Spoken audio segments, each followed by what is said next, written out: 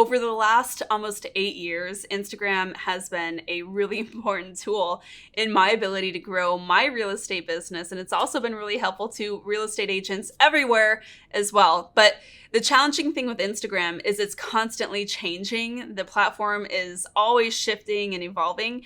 And so it makes it really difficult to pinpoint only one strategy and one way of doing things that's going to work for everybody. But what we can do today is talk about some of the things that we can pretty much stop doing on Instagram. So that's what I've got for you. I have 5 things that you can stop doing on Instagram in order to see better results and gain more momentum on that powerful app and continue growing your business while you're at it. Now, this was originally a podcast episode that I recorded for the Market Authority Show. By the way, if you have not subscribed to me on iTunes or Spotify or wherever you get your podcasts, be sure to check out the details below. The Market Authority Show airs every week. I loved this episode so much and I got so much feedback on it that I felt like it deserved a special place on this channel as well. So let's get to it. The 5 things you can stop doing on Instagram. Number 1, perfection. We have to stop letting perfection get in the way and or keep you from starting in the first place. If you struggle with a perfection mindset or a limiting belief that something has to be perfect before you can really execute it, you're never going to get far. And one thing that I adopted early on in building my business was done is better than perfect, right? Just do it sloppy, fine, but get it done. And that's not to say that I don't have a high quality standard for everything that I do. It's to say and accept and acknowledge that things will evolve over time. I will constantly be improving with every execution. And you have to start taking action before you can really start to gain traction, right? And so I just find it really interesting when agents say that they struggle with perfectionism. And I understand it. It's a really big challenge that impacts a lot of individuals in this industry, but it's time to start letting it slide. We have to get comfortable with showing up as we are, as our most authentic self, even if that means that we don't have the most perfectly curated feed, or even if that means that some of the stuff we post maybe is a little less polished than we would have preferred. Now, the good news is most social media is trending towards more authentic content anyway. And so the days of that perfectly curated, polished aesthetic on Instagram are over. Like the Pinterest level content is really not like what does it anymore. Because on Instagram, as well as other social media platforms, people are craving connection. They're craving authenticity. And that was a result, truthfully, of the pandemic. Like that's something that we can be grateful for, of how consumer tastes and interest have shifted so dramatically in the last 2 years. People truly want to know you on a human level. And if you are hiding behind a facade of perfection, you're creating a wall that keeps that connection from happening. And so I say go for it, right? Like post those selfies, post those photos in less than optimal lighting. If you have a speech impediment, or if you say ums and ohs like I do a lot of times on your videos, post it anyway. People just want to hear your perspective. They want to get to know you. And you don't have to be absolutely perfect in order for that to happen. And in fact, perfection a lot of times can keep you from fulfilling that altogether. I will add to this that perfectionism is a really convenient procrastination tool. Right? Like when we think of it, it really sounds romantic to want to wait until something is absolutely perfect before putting it out there. But if it is absolutely perfect when you put it out there, you waited too long. I will tell you that right now. You want to make sure that you are putting stuff out there as quickly as you can in order to begin gathering data based off of the response, right? So again, we can't really tailor your perfect marketing plan until we have some method to measure what's worked and what's not, right? So regardless of why you might be hiding behind perfectionism, we cannot allow that to keep you from taking action in the first place. So go for it. Number 2, we've got to stop focusing on the sale. And please don't fight me, but I might be making a lot of agents upset with this one. A lot of times we're focusing on the sale without realizing it.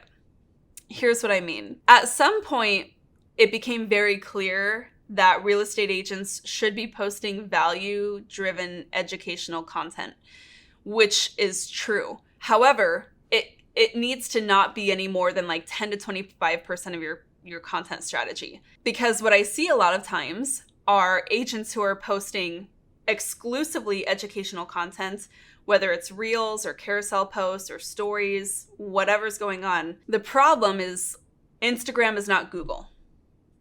And if you're posting a lot of content that is Googleable, searchable content, you are still only focusing on the sale because you are only focusing on people who might need that content right now, when your audience is really only going to be about 5 to 10% of people who would be interested in buying or selling within the next 12 months. And before you roll your eyes at me and think, well, why even deal with Instagram in the first place?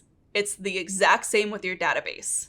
Okay, so if you enjoy getting database referrals, remember that only 10% of your immediate network is going to be buying or selling this year. It's no different on Instagram, okay? If you think of it this way, you would never be speaking to your database and sending stuff out to your database about how to sell now, how to buy now, 3 things you should be doing to prepare for your home sale. Like, you know those people don't need that content. That's why you're afraid of being salesy spammy with them in the first place. That's the number one complaint that I get from real estate agents. Oh, I don't know how to speak to my database because I don't want to sound salesy spammy. Then why are you doing it on Instagram?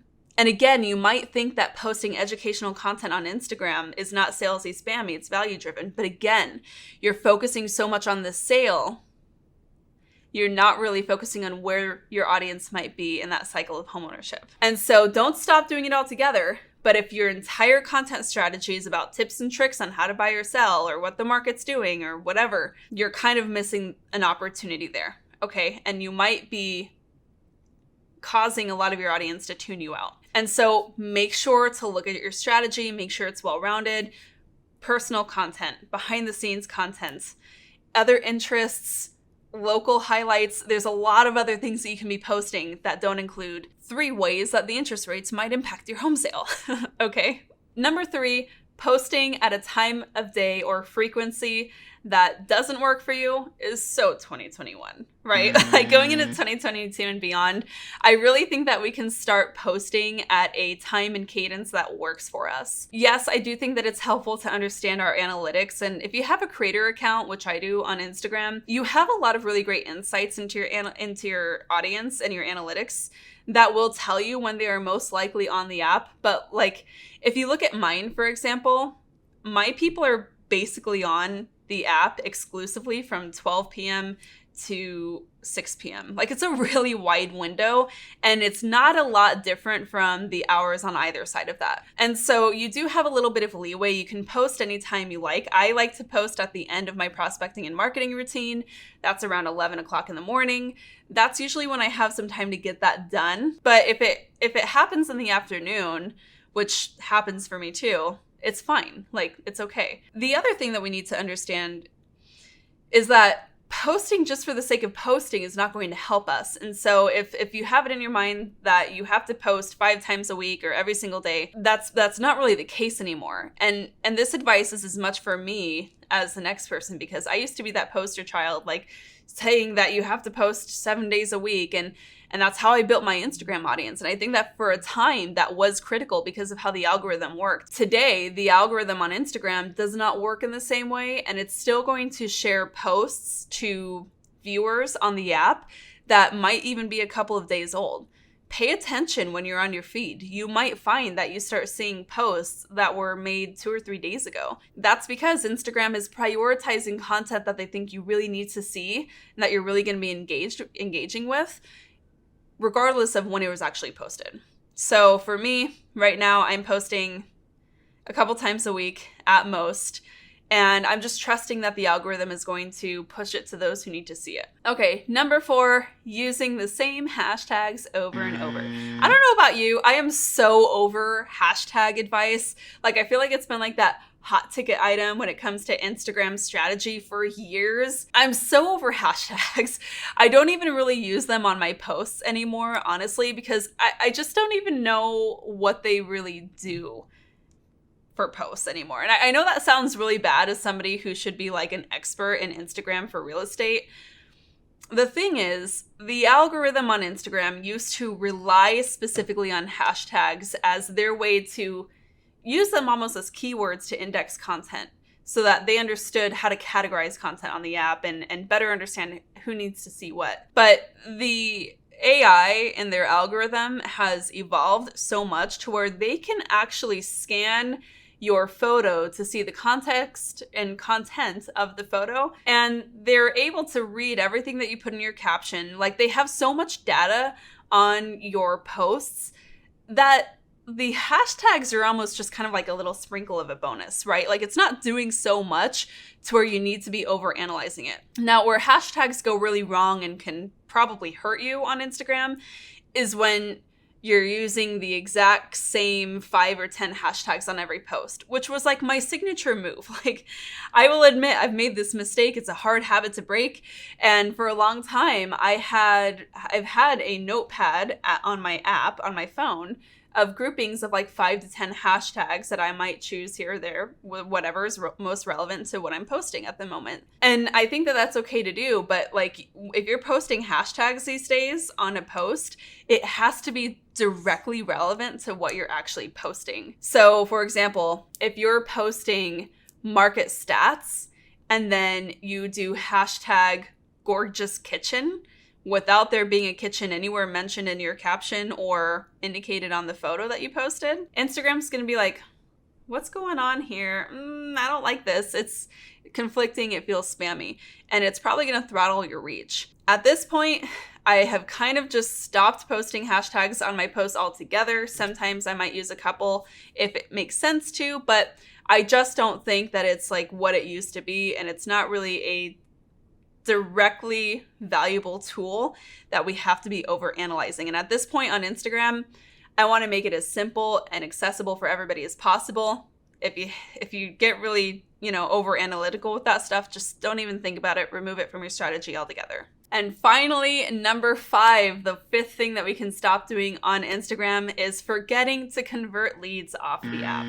I know I sound super paranoid when I say this, but I've always been afraid that Instagram is like one really good hack away from being wiped off the face of the earth altogether. What it really comes down to is we have to acknowledge that we don't own Instagram. And so there are those who say they use Instagram as like their CRM. I understand that thinking. I don't think it's wise. And if you are swimming in so much business from Instagram and your database that you can stand to lose a couple of contacts here or there, that's fine. But I don't know that that is a really solid business strategy. And to me, that is not the standard that I want to set as a business owner. Every inquiry and every person who has an interaction with my business, I want to control that interaction. I want to control how they perceive my business as much as I can. I want to make sure they have a great experience every time they talk to my team, every time they interact with any of my brand or tech or, digital marketing. And I also want to make sure that if they want to work with me, they have the tools to do that. If I'm losing direct messages because I'm forgetting to add them into my CRM where I can implement effective follow-up and conversion, then I'm not honoring that goal and that value that I have for myself. And so that's why as soon as you get a hand raiser on Instagram, you've got to make sure that you have the method and tools to convert them as a lead, put them into a space that you do control, like your CRM, and have that system in order to onboard that client very well dialed in. Again, this is something that we do very heavily in the Market Authority Academy. I work with agents directly to help them create this path for their business and fine-tune exactly what that needs to look like on their level. And so if you're interested in that kind of help, all the details to book a call with me are below. We can hop on a quick 15-20 minute call. I want to learn about what you do in your business, what you're struggling with, where things are kind of falling through. And I can share how I can help systemize and automate these exact processes in your business so that you can have better conversion and create a better experience for your clients along the way, which is going to contribute to your reputation in your business and in your community. So there you have it. Those are the 5 things that we are stopping on Instagram in 2022. We're getting over the perfectionism, letting that hold us back. We are stopping the focusing on the sale. We are posting at a time and day that works for us, not just what we feel like we have to do, right? We are not going to be using hashtags in ways that we shouldn't be. And we are not forgetting to convert clients off the app into our CRM. Pretty cool, right? It feels good to let some things go so that we can focus on the things that do matter, which is really focusing on authentic engagement and creating really quality content that serves our people at a high level. And dare I say, we might even have a little fun while we're at it, right? Really hope this video helped you. And if it did, be sure to hit subscribe to this channel and hit that bell notification icon. It does a couple things. Number one, it helps us stay in connection, and it helps notify you every time I'm dropping new videos just like this. And it also helps other agents who are struggling with this stuff find this channel. And I really want to make sure that we are expanding our reach to help every agent who needs it, because that is the only way we will rise up and remain relevant as an industry. So join me on that mission, hit subscribe, would really appreciate it. Thank you so much for tuning in, and until next time, keep on crushing it.